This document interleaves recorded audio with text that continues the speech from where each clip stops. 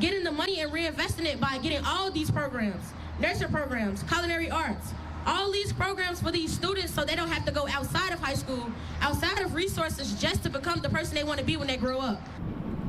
Mixed reaction to a much anticipated decision after much debate. The Chicago Board of Education votes to remove school resource officers from schools by the next school year. Okay, we've seen rallies for and against the safety plan resolution for months. Now here we are. Dr. Joyce Kenner, one of the most respected voices in education here in Chicago, sitting here down with me this morning to react to this controversial vote. Good morning. Good morning. How are you? I'm doing well. Thank you so much for your time. You're welcome. Let's hop right into this. So many people are talking about it. To many, this was not a surprise because Mayor Brandon Johnson, even as a candidate, was in support of this. The CTU was behind it. What's your initial response to the vote? My initial response was I've always been adamantly against removing police officers from the schools. And I would say that if you've never sat in the seat of a principal, never been an administrator of a school, you have no idea what we go through every single day to try to keep our kids safe. For 27 years as principal of Whitney Young High School, every day I would go home and say, I made it through another day without a child getting hurt at our school. And I just truly believe that police officers should not have been removed.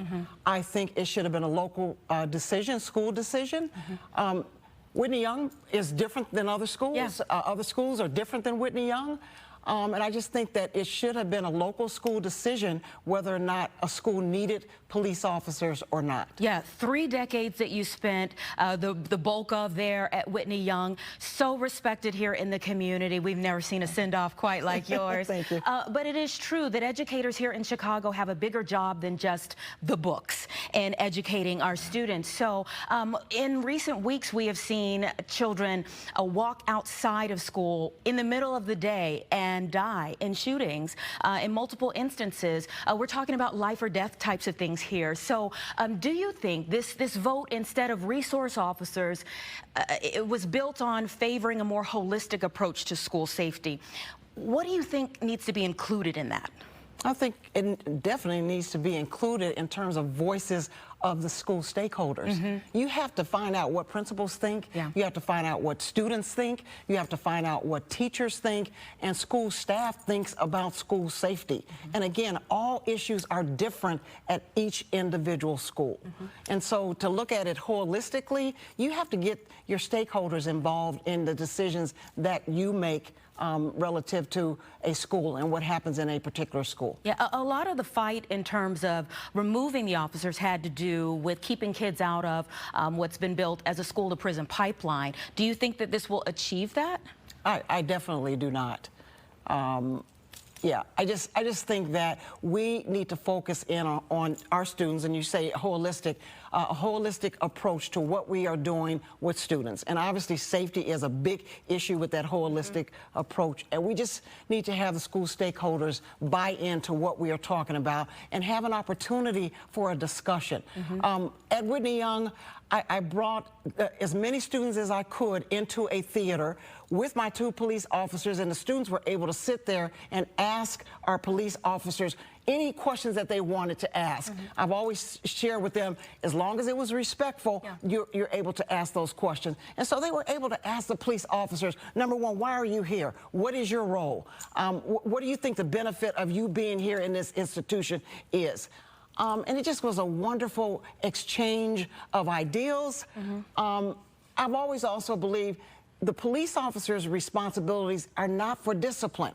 They are for school safety. And sometime I would call the police officers down to my office to ask them about what their thoughts about X, Y, and Z. But they were not there to discipline a student. That was left up to the administrators in the school. So I just think that people need to identify what the needs are for those resource officers or police officers, and then we move forward with that.